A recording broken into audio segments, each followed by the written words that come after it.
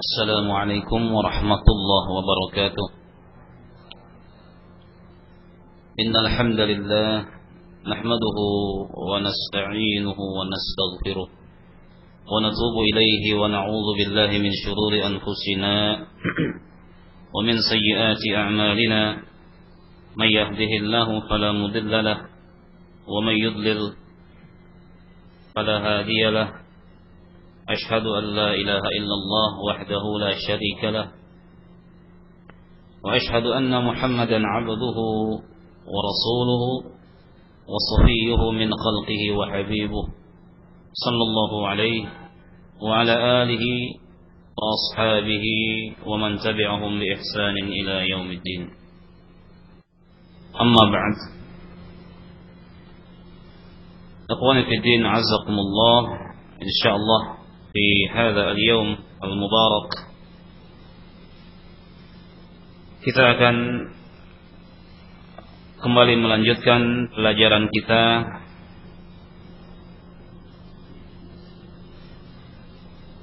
yaitu membacakan matan Ghayah wa Taqrib. Dan pada pertemuan kemarin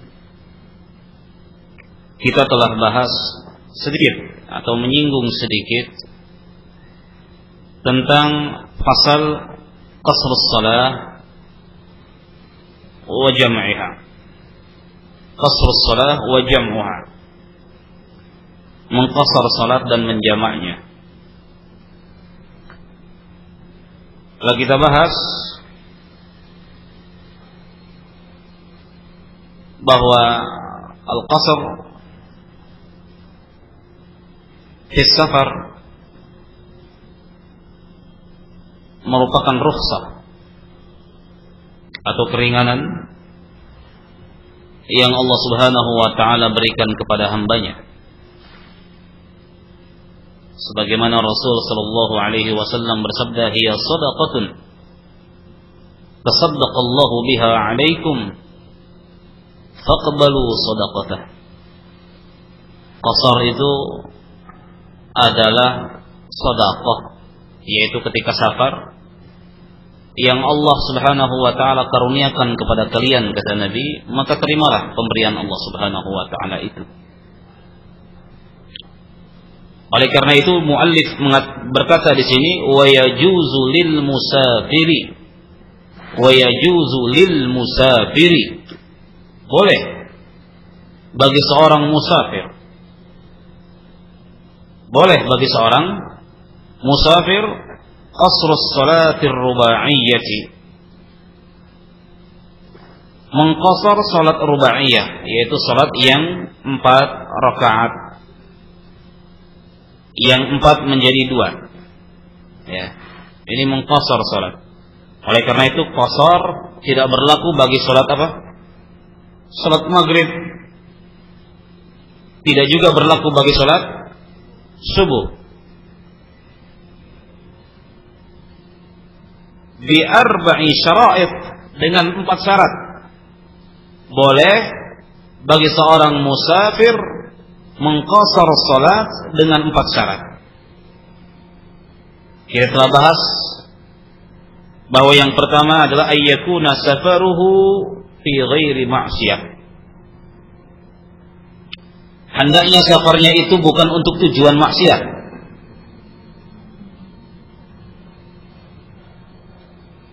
Oleh karena itu ketika seseorang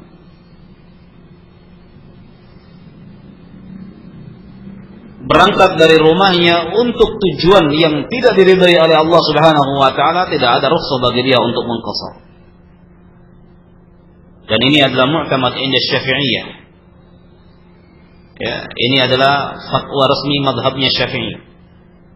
Berbeda dengan mazhab yang lain, mereka membolehkan mengqasar salat dalam sebuah safar walaupun safarnya tidak maksiat. Walaupun safarnya ya untuk tujuan maksiat. Mengapa demikian? Li'anna rukhsata la tunatu bil ma'asi. Karena keringanan itu tidak diperoleh oleh sebuah kemaksiatan. Secara logika pun gitu kan. Secara logika pun demikian. Seorang guru memberikan keringanan kepada muridnya agar ia tidak ikut ujian, atau seperti itu ya. Atau ujiannya ditunda.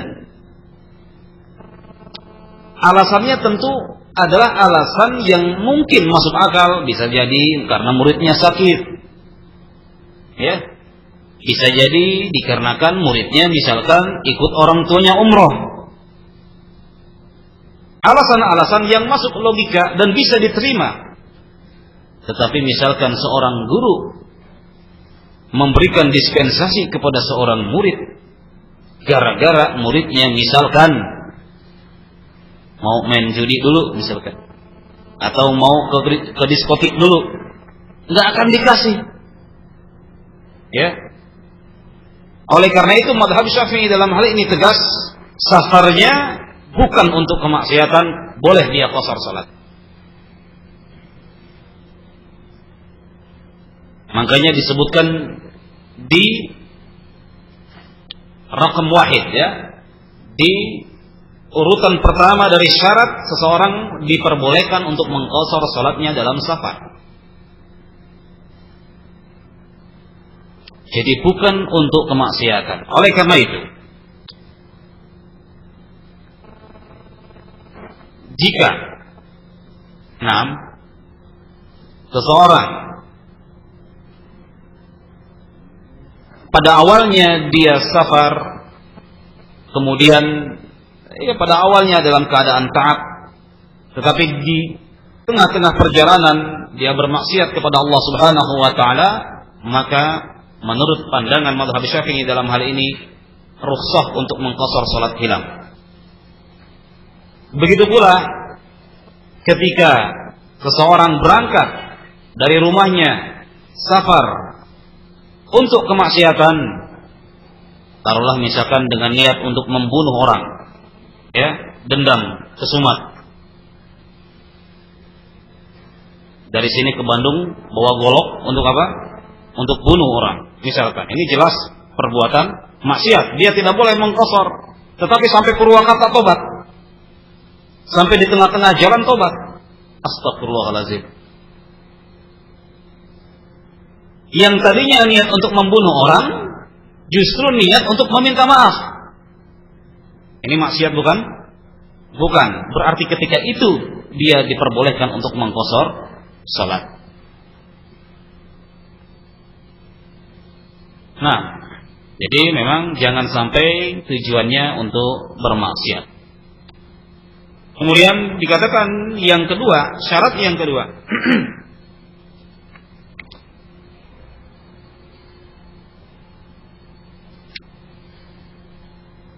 Apa lagi? Wa an takuna masafatuhu, betul ya? Saya tidak membawa ininya. Wa an takuna masafatuhu 16 farsakhan. Sahih? Betul. Hendaknya jarak minimal yang ditempuh adalah 16 farsakh. 16 farsakh itu sama dengan 4 burd. 4 burd. Sama dengan sekian mil, 50 mil atau 40 sekian mil, sama dengan 83, sekian kilometer. Dalam ukuran lain sama dengan 90 kilometer. Itu jarak minimal seorang diperkenankan untuk mengqashar salat. Oleh karena itu, ikhwan fillah azakumullah, yang pertama kali harus kita mantapkan ketika hendak safar adalah tujuan kita. Mau kemana? Kan begitu. Mau kemana kita? Makanya dalam mazhab Syafi'i dalam masalah safar, dia tidak sah seorang mengqashar salat safar yang tanpa tujuan. Tidak jelas. Kalau tanpa tujuan berarti tidak ketahuan jaraknya berapa. Kemarin telah kita jelaskan seorang polisi yang mengejar-ngejar buronan, ya, dikejar-kejar dari Tanjung Priok misalkan, ya, menyelundupkan heroin misalkan, dikejar-kejar polisi terus lewat tol, ya, terus sampai ke Bandung. Jarak sudah lewat 90 kilo, ya, buronan belum tertangkap. Boleh nggak dia mengqashar salat? Menurut mazhab Syafi'i dalam hal ini dia tidak diperkenankan untuk mengqashar salat karena dia tidak tahu tujuannya kemana. Bisa jadi buronnya muter lagi sampai ke Jakarta lagi, kejar-kejaran, ya. Jadi dia harus tahu tujuan, mau kemana.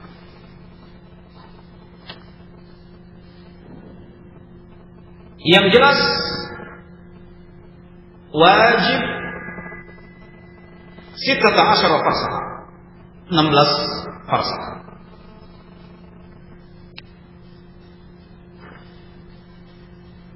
Dan rukhsah untuk mengqashar salat itu dimulai atau berlaku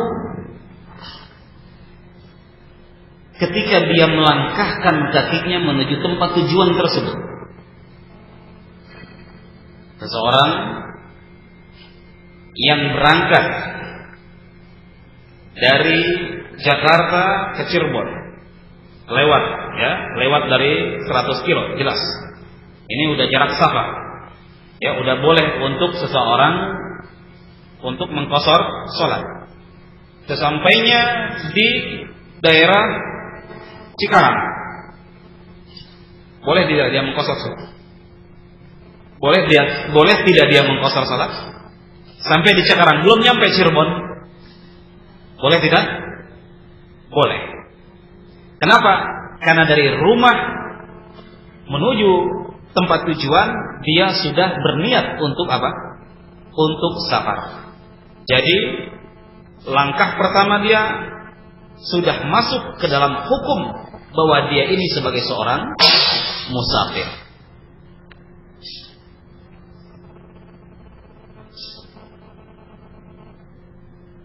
Dan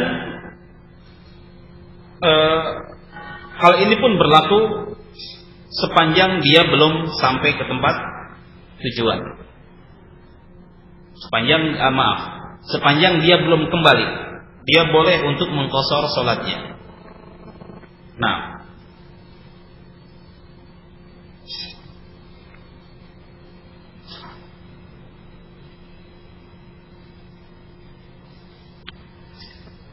Al-Imam An-Nawawi rahimahullah mengatakan bahwa hendaknya masafahnya itu 16 farsakh walaupun ditempuh dalam 1 jam perjalanan.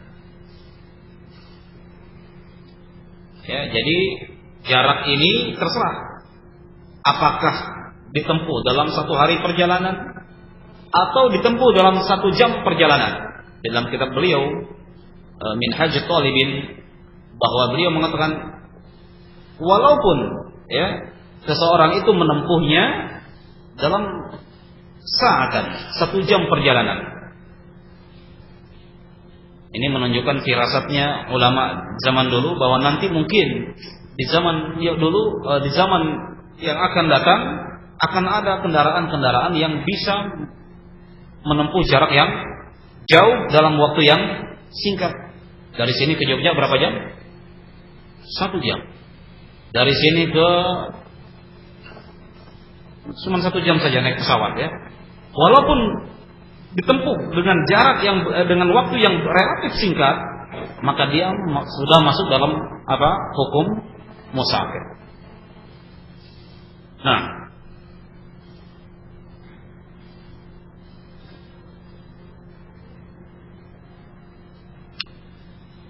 kemudian berikutnya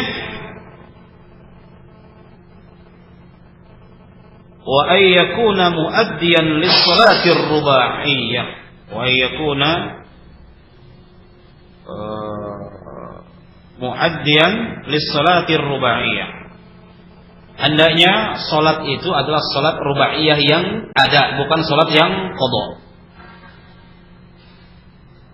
Oleh karena itu ketika dia punya hutang salat sebelum safar, kemudian dibayar ketika dia safar, taruhlah dia punya hutang salat zuhur, ya, dia wajib mengqadha salat zuhur. Tetapi ketika dia mau mengqadha salat zuhur, dia sudah dalam keadaan safar, diqashar atau sempurna salatnya? Bagaimana? Dia dalam keadaan safar, tapi dia punya hutang salat zuhur ketika dia dalam keadaan apa? Mukim. Bagaimana? Gimana, Mas? Sempurna. Antum?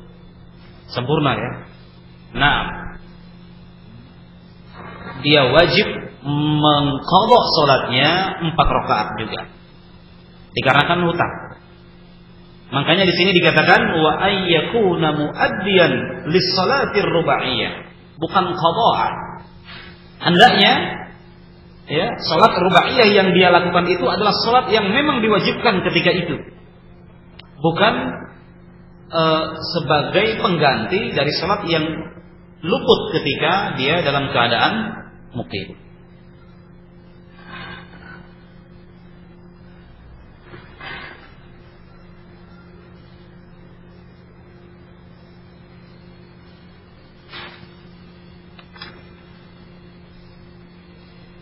Iya.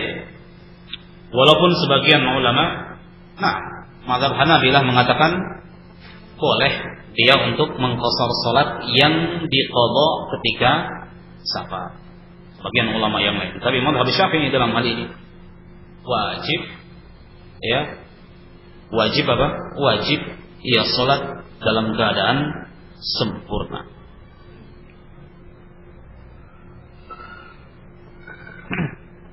Nah,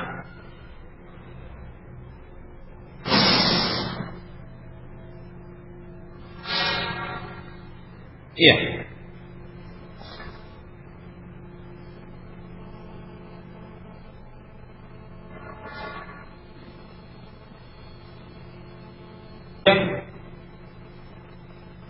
Sampai mana lagi?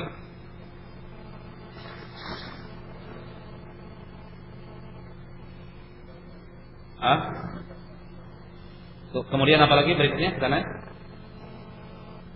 yang ke fi ghairi ma'siyah. Kemudian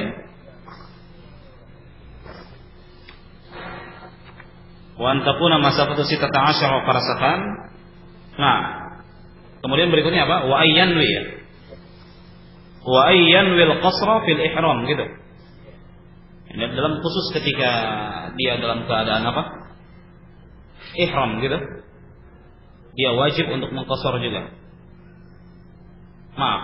Sorry. Dia wajib niat qashar ketika apa? Takbiratul ihram. Ya. Bil ihram di sini ketika takbiratul ihram, ya. Sahih ada? Nah, kenapa wajib berniat qashar? Karena asal salat kita itu sebenarnya sempurna. Li'annal asla al-itmam. Karena asalnya kita ini diharuskan salat dalam keadaan sempurna. Ketika sesuatu itu keluar dari asal, maka wajib berniat. Dia wajib berniat. Berarti kalau kita mau mengqashar salat, dalam niat kita harus diazamkan bahwa kita akan melakukan salat dalam keadaan qashar. Nah,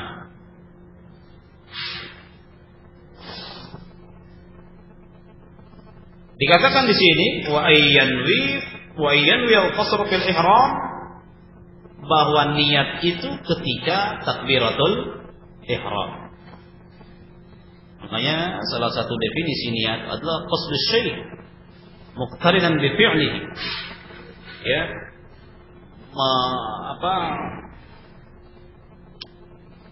memantapkan sesuatu, ya, atau berniat sesuatu yang diiringi oleh perbuatannya.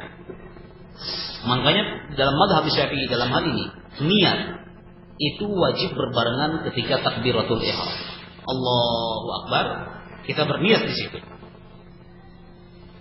Ya. Sebagian ulama mazhab membolehkan niat menjelang takbiratul ihram. Gimana niatnya? Ya, terserah antum dengan bahasa yang antum pahami. Ya, kalau bahasa Arabnya kan nawaitu atau apa? Usolli fardhu dhuhri, ya, qasran, kan begitu. Dengan qasar, ya, mustaqbilal qiblah adaan lillahi ta'ala. Itu syarat-syaratnya harus di ini dalam salat. Ya, kita niat salat. Salat apa? Zuhur. Ya. Harus juga diniatkan apa? Menghadap qiblat. Kemudian juga adaan atau qadaan harus adaan lillahi ta'ala. Nah, dan itu boleh menjelang takbir, boleh ketika takbir.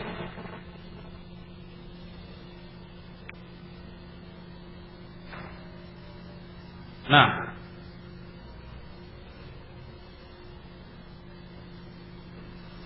kemudian ada syarat tambahan. Alla yaqtadi bimuqimin.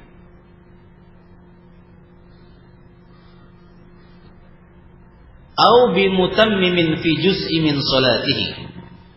Jangan sampai dia menjadi makmum bagi orang yang salatnya sempurna. Ketika di tengah-tengah salat dia masbuk, ternyata imamnya itu salat 4 rakaat, mentang-mentang dia safar, imam salam, dia menganggap, wah, saya kan safar, saya cuma nambah 1 rakaat lagi. Nah, ini adalah perkara yang salah.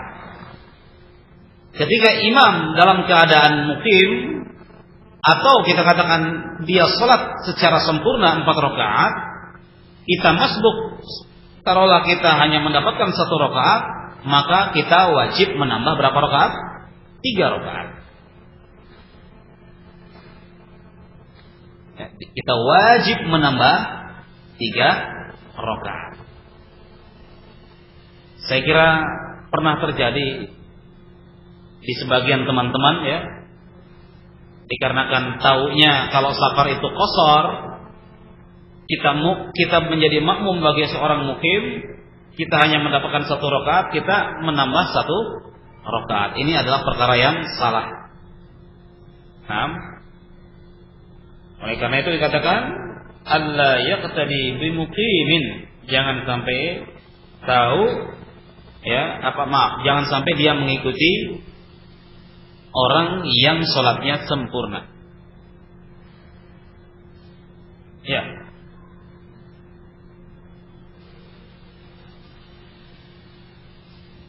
Misalkan ada orang yang sholat subuh, bangun siang-siang, belum sholat subuh. Dia ingat ketika waktu zuhur. Ya, berapa rakaat kalau begitu? Enggak, kok 6. Dia ingat waktu zuhur. Ya, tentunya kalau mengerjakan sholat subuh 2 rakaat. Lagi sholat di depan. Kita dari Bandung datang, safar kan? Ya, wah, ini ada yang sholat, udah nyangka masuk zuhur. Padahal orang ini sholat apa? Sholat subuh. Ya, sholat subuh. Ya, dia qomat dulu orang ini. Ya. Allahu Akbar, Allahu Akbar, asyhadu an la ilaha illallah. Sholat nih, saya ikut bareng. Dia menyangka apa? Mengikuti dari takbiratul ihram pertama. Sholatlah. Rakaat kedua salam, karena dia memang sholat untuk sholat apa? Untuk sholat subuh. Dia mengqadha sholat yang memang lewat, tapi keterlaluan. sampai zuhur. Ini misalkan terjadi. Misalkan terjadi, apa yang harus dia lakukan? Ikut salam atau bagaimana? Ya. Ikut salam atau dia menyempurnakan sholatnya? Nah,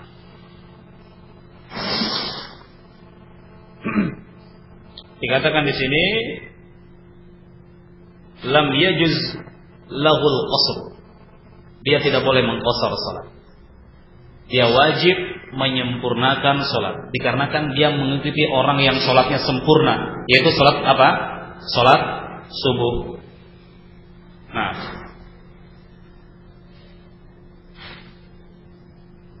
iya.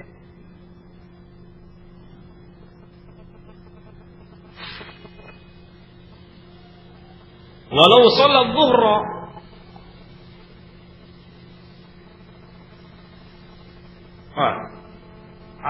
apa bisa? Seandainya sholat zuhur di belakang orang yang sholat Jumat, dia sholat zuhur, dia musafir nih.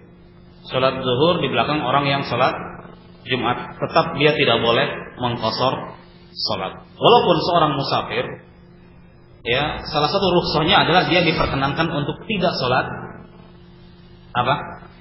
Tidak sholat Jumat. Tetapi dalam hal ini dia wajib untuk sholat Jumat ketika sholat diqamatkan dia ada di masjid. Ya. Oleh karena itu ketika imam khutbah, orang musafir, imam khutbah, ya boleh nggak dia pergi? Dia musafir, imam sedang khutbah, ya imamnya misalkan, ceramahnya error lah gitu ya, kok kayak gini gitu, kesel gitu kan. Nah,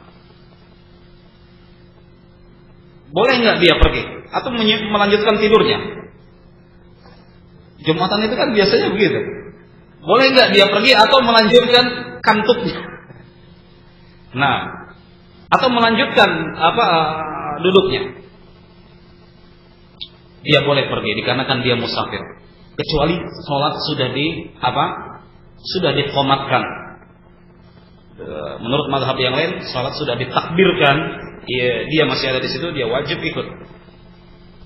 Nah, kemudian saya kira cukup ya masalah qasar dalam salat.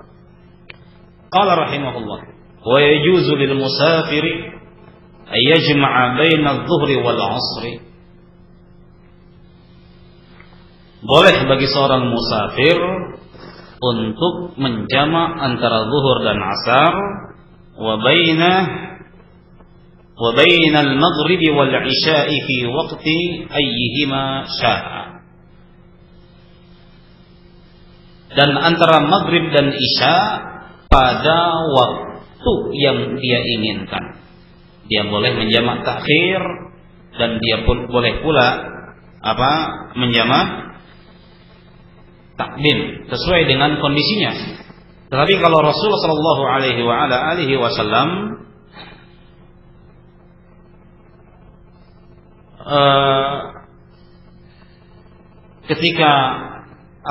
jika beliau hendak safar sebelum masuk waktu sholat taruhlah zuhur, maka dia mengakhirkan sholat zuhur. Tetapi ketika waktu sholat sudah masuk, maka beliau mengerjakan sholat asar pada waktu zuhur. Jadi memang sesuai dengan situasi dan kondisi. Ketika kita mau safar, maka lihat, kalau sebelum zuhur, maka hendaknya kita menjamak sholat zuhur kita nanti di waktu asar. Kalau belum masuk waktu asar,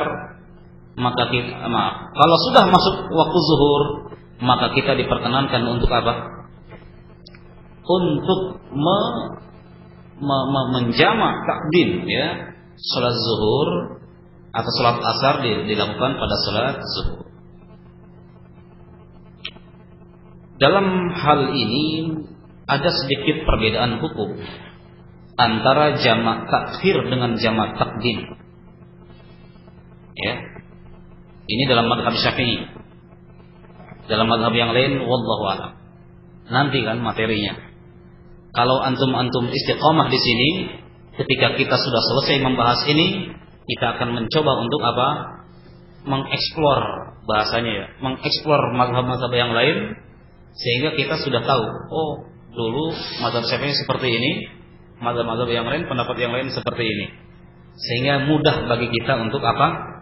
Melakukan perbandingan mazhab. Istilahnya ini adalah modal pertama kita. Saya tidak akan keluar dari pandangan Syafi'iyah dalam hal ini, walaupun mungkin menurut pribadi saya ini adalah yang tidak kuat ya, atau pendapat yang dhaif, tetapi kita menggunakan amanah ilmiah bahwa inilah mazhab Syafi'i dalam hal ini. Ya, di sini kita tidak belajar mazhabur rajih, tapi kita mempelajari mazhab Syafi'i dalam sebuah fiqh. Walaupun terkadang ya, jika masalahnya krusial ya, seperti kemarin saya katakan bahwa di mazhab Syafi'i sebagian ulama Syafi'iyah tidak memperbolehkan seseorang untuk menjadi makmum bagi imam yang bermadzhab Hanafi, dikarenakan mazhab Hanafi meyakini ya bahwa Al-Fatihah itu bukan rukun dalam salat. Ya. Ini adalah qaul yang syadz dan qaul yang begitu lemah. Walaupun ini adalah qaul Syafi'iyah. Ya. Nah. Baik. Jadi jamak takdim memiliki perbedaan dengan jamak takhir dalam mazhab Syafi'i. Yang pertama, dalam jamak takdim ada 3 syarat yang harus dipenuhi. Ayyabda'a bil ula bi an yusalli adh-dhuhra qabla al-'asr aw al-maghrib qabla al-isya. Kalau jamak takdim, dia wajib mendahulukan salat yang pertama. Berarti jamak takdim zuhur dan asar, zuhur dulu baru asar. Ya. Berbeda halnya dengan jamak takhir. Jamak takhir ini seseorang diberikan pilihan. Ya. Nah, oleh karena itu jika seorang jamak takdim dia salat isya dulu baru salat maghrib, dia wajib mengulanginya. Dia wajib mengulanginya. Berbeda halnya dengan jamak takhir. Dalam hal ini mazhab Syafi'i memberikan pilihan, silakan. Jamak takhir antara maghrib dengan isya. Boleh kita sholat maghrib dulu, ya, boleh kita sholat maghrib dulu, atau boleh kita sholat isya dulu. Oleh karena itu, ikhwani fiddin azzakumullah, ketika kita dalam perjalanan maghribnya lewat, ya, kita mendapatkan atau tiba ketika sholat isya sudah dimulai, ya, kita belum sholat apa? Belum sholat maghrib. Nah, dalam hal ini, ya, kita mau milih sholat yang mana? Di jamaah di sini lagi sholat isya di dalam masjid. Maka kita boleh niat sholat maghrib atau niat sholat isya bersama jamaah. Boleh. Setelah itu baru sholat maghrib, atau setelah itu baru sholat isya. Tetapi yang lebih afdal kita katakan dia berniat sholat apa? Isya bersama jamaah. Setelah itu baru sholat maghrib. Kalau jamak takhir seperti itu. Tapi kalau jamak takdim tidak boleh.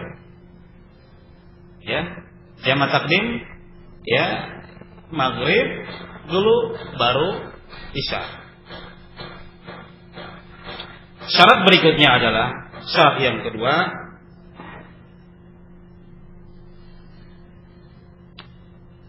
niyatul jam'i inda taharrumil ula. Niat jamak, menjamak salat ketika kita takbiratul ihram yang pertama. Jadi menurut pendapat Asy-Syafi'iyah dalam hal ini, ketika seseorang tidak berniat, dia sudah salam, Assalamualaikum warahmatullahi wabarakatuh. Astagfirullah, saya ini sekarang sedang safar, saya mau dijamak. Dia belum berniat menjamak, dia baru ingat setelah selesai salat pertama, maka tidak sah jamaknya, dia kerjakan di waktunya. Dia wajib berniat ketika salat pertama, karena satu paket. Nah, au fi asna'iha, atau di tengah-tengahnya boleh, asal jangan lewat dari salam niatnya itu. Misalkan kita lagi baca Fatihah, saya mau safar, saya harus menjamak salat saya, atau sedang teringat di tengah-tengah, itu diperbolehkan. Nah, itu diperbolehkan. Jangan sampai dia sudah salam. Oleh karena itu, fala yajuzu ba'da salamil ula. Tidak boleh seseorang berniat setelah salam yang pertama. Berarti salam yang kedua baru ingat, enggak sah dia salat jamaknya. Dia wajib melakukannya pada waktunya, yaitu salat asar atau salat isya-nya. Syarat berikutnya adalah al-muwalah bainal ula was tsaniyah. Berkesinambungan antara salat yang pertama dengan salat yang kedua.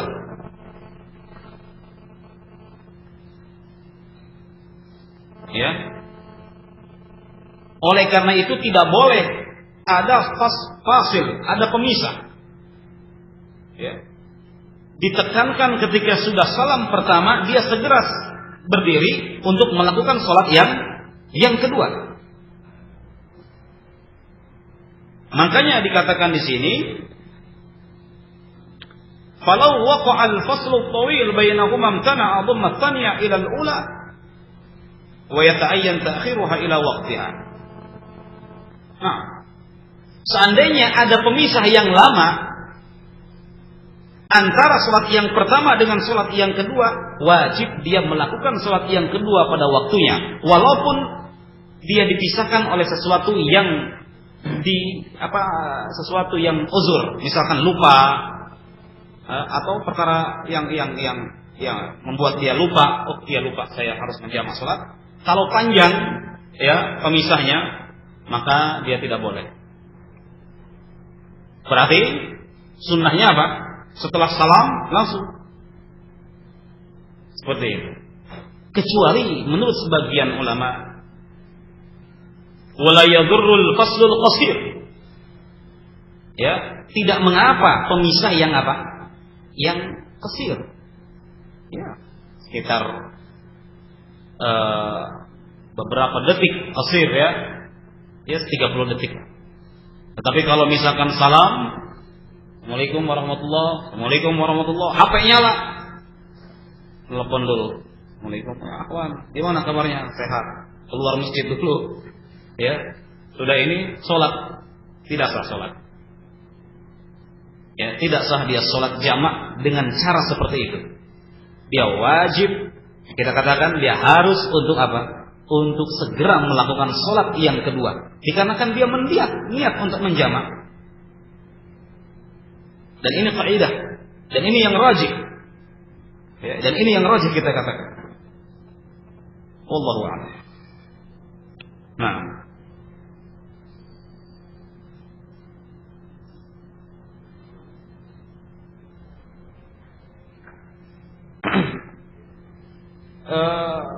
pemisah lama dan sebentar itu as-sahih, ukurannya dikembalikan kepada uruf masing-masing, kebiasaan masing-masing. Tetapi kita katakan kalau seandainya lebih dari 1 menit itu sudah lama, mungkin lebih sekali 1 menit, mungkin sholat saja pada waktunya saja. Nah, jadi al-muwalah, ya, al-muwalah. Oleh karena itu, sahnya sholat yang kedua, ya, itu amat sangat berkaitan dengan sahnya sholat yang pertama. Seandainya pada sholat yang kedua dia udah sholat, subhanallah, udah takbir, ingat saya lupa al-fatihah pada sholat yang pertama, ya, lupa baca meninggalkan rukun sholat pada sholat yang pertama, apa yang harus dilakukan? Segera memutus sholatnya dan segera mengulangi sholat yang pertama. Sholat yang keduanya tidak sah. Kenapa tadi? Wajib berurutan. Yang satu harus sah dulu, baru yang kedua. Ya. Tetapi kalau yang lupa itu perkara yang kaitannya ab'alus salat, sunnah-sunnah salat, maka la yadur, tidak mengapa. Ini jika yang terluput itu adalah arkanus salat, rukun salat, maka dia wajib memutus salat yang kedua, ya, kemudian wajib melakukan salat yang pertama walaupun dan dimulai dari takbiratul ihram lagi. Nah, seperti itu ya. Sebagaimana kaidah bahwa wajibnya berurutan dalam jamak takdim. Tetapi kalau jamak takhir, ya, tidak ada kaidah seperti ini. Ya. Misalkan ketika sholat yang kedua dia ingat sholat yang pertama, lupa rukun sholat, dalam jamak takhir dia melanjutkan sholat yang keduanya, kemudian baru melakukan sholat yang pertama yang luput itu tadi. Nah, semoga bisa dipahami seperti ini ya.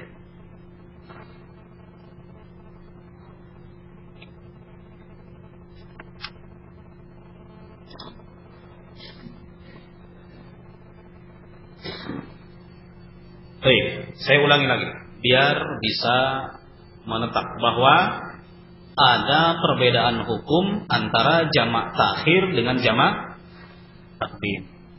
Ya. Jamak takdim dia wajib apa?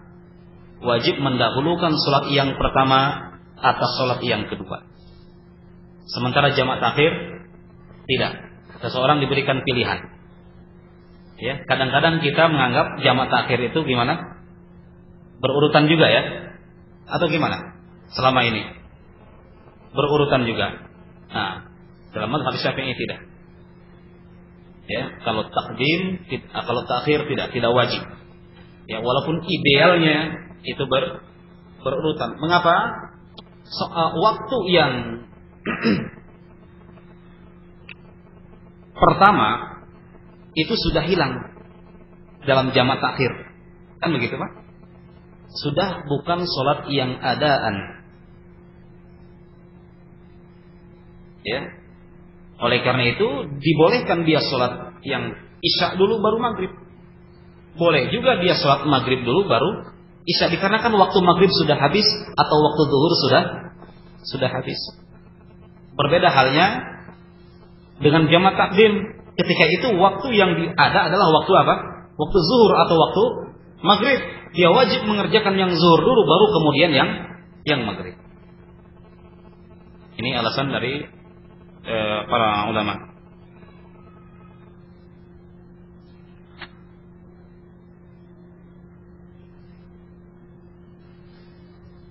Kemudian yang syarat berikutnya adalah dia wajib berniat untuk menjamak. Dia wajib berniat untuk menjamak. Ya, dan niatnya itu kapan? Ketika takbiratul ihram salat pertama sampai menjelang salam salat kedua. Ketika takbiratul ihram salat pertama sampai menjelang salam salat kedua. Kita katakan tadi gimana? Seandainya dia lupa niat setelah salam pada salat pertama, maka yata'ayyan ta'khiruha fi waqtiha. Ya, dia wajib untuk mengakhirkan salat di waktunya. Dia wajib untuk melakukan salat yang kedua pada waktunya. Yang ketiga adalah al-muwalah, berkesinambungan. Ya. Nah, tidak boleh ada fasl yang tawil, pemisah yang panjang, baik itu dia sengaja maupun tidak disengaja, tidak boleh. Dia wajib ketika selesai salam, dia segera untuk bangkit kembali melakukan sholat yang berikutnya. Nah,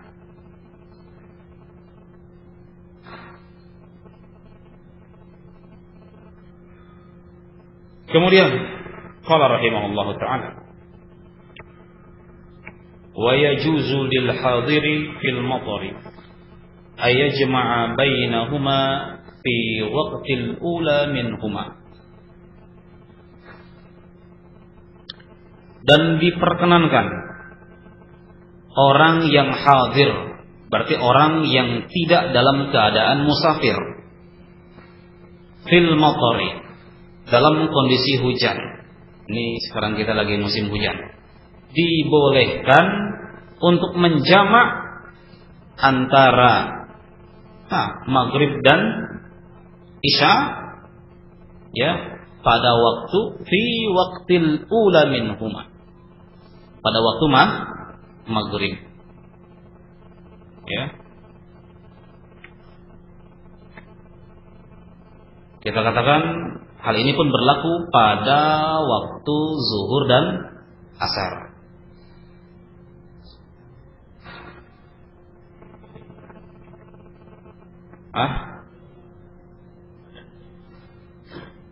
Gimana? Fi waqtil matar adi, matar hujan turun. Apakah harus hujan lebat maksudnya? Iya. Ketika kita waktu zuhur, kemudian ketika sholat, ya, turun hujan, ya, turun hujan, lebat, turun hujan. Maka ketika itu kita diperkenankan untuk menjamak sholat dengan sholat asar. Misalkan kita dalam keadaan di masjid, ya, dalam keadaan ini dalam kondisi di masjid. Kalau di rumah tidak. Ini dalam kondisi di masjid. Ya, dalam kondisi kita di masjid, misalkan kita belum masuk sholat. Kalau di zaman dulu kan kita ini, kalau di zaman dulu beda dengan zaman sekarang. Kalau zaman dulu sholat belum masuk, orang udah kumpul. Bener ya? Kalau di zaman sekarang sholat mau qomat baru satu baris, kan begitu, ya. Makanya di zaman dulu orang banyak menunggu sholat. Jika turun hujan, mereka sudah di masjid. Mereka sudah di masjid, maka ketika itu dibolehkan mereka untuk apa? Untuk menjamak sholat. Menurut sebagian ulama mazhab, yang boleh adalah hanya maghrib dan isya saja. Wallahu alam, mazhab Syafi'i di sini memberlakukan pula waktu zuhur dan waktu asar ala sahih indal madhab.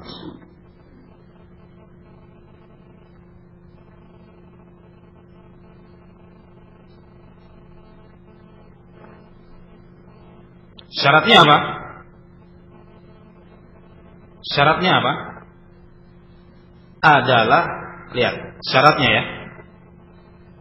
Jika anfaqa'us shalah fi mawdi'in law sa'a ilaihi asabahu al-matar.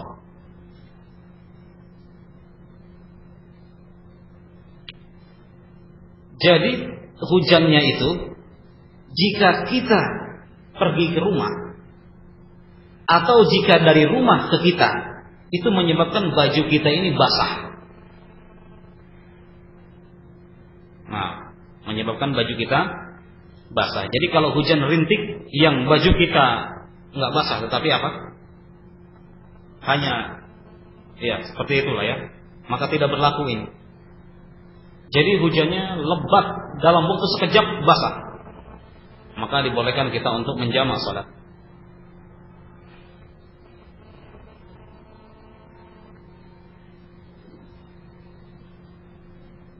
Dan ini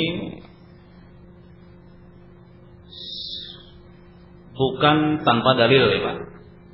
Tetapi dalilnya adalah diriwayatkan oleh Al-Imam Al-Bukhari dan Muslim dari sahabat Ibnu Abbas bahwa Rasulullah sallallahu alaihi wasallam shalla bil Madinah 8 jami'an wa 7 jami'an adh-dhuhra wal 'ashra wal maghriba wal 'isha min ghairi khaufin wala safar. Beliau salat di Madinah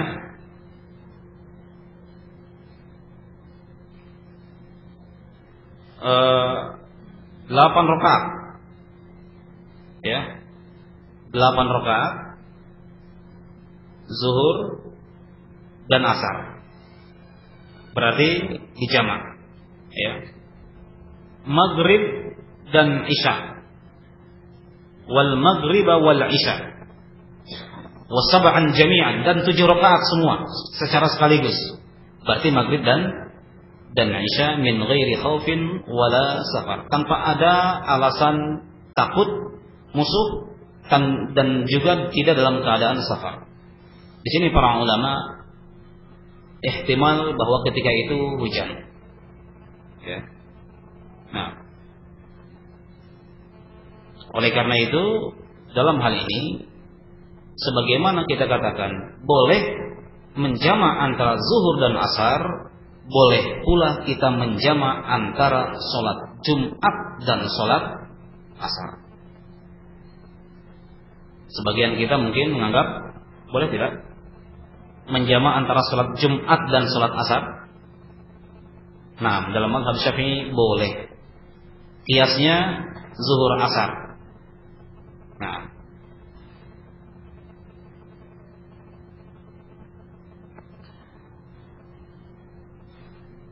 dan ini warid ya, ada dalam nusus nas-nas dari kitab-kitab Syafi'iyah. Wa kama yajuzul jam'u bainal dhuhri wal 'ashr yajuzul jam'u bainal jum'ati wal 'ashr. Nah, sama syaratnya seperti syaratnya jamak takdim. Kalau zuhur dan asar, Jumat dan asar, ya, syaratnya sama. Berarti yang pertama dia harus niat jamak pada takbiratul ihram pertama. Yang kedua apa tadi? Ayyabda bil ula. Hendaknya dia memulai dengan salat yang pertama baru yang kedua. Yang ketiga apa tadi? Al-muwalah, berkesinambungan. Jangan sampai ada faslun, ya, jarak yang memisahkan, dan itu faslun tawil, antara salat yang pertama dengan salat yang kedua. Ini pun berlaku bagi orang yang mau menjamak antara salat Jumat dengan salat asar. Wallahu a'lamu bissawab. Saya kira cukup ta'lim kita. Insyaallah pada pertemuan yang akan datang kita sudah mulai masuk ke dalam materi salat Jumat insyaallah. Biiznillah. Wassallallahu ala nabiyyina Muhammad wa ala alihi wa sahbihi wasallam. Subhanakallahumma wa bihamdik asyhadu an la ilaha illa anta astaghfiruka wa atubu ilaik. Wassalamu alaikum warahmatullahi wabarakatuh.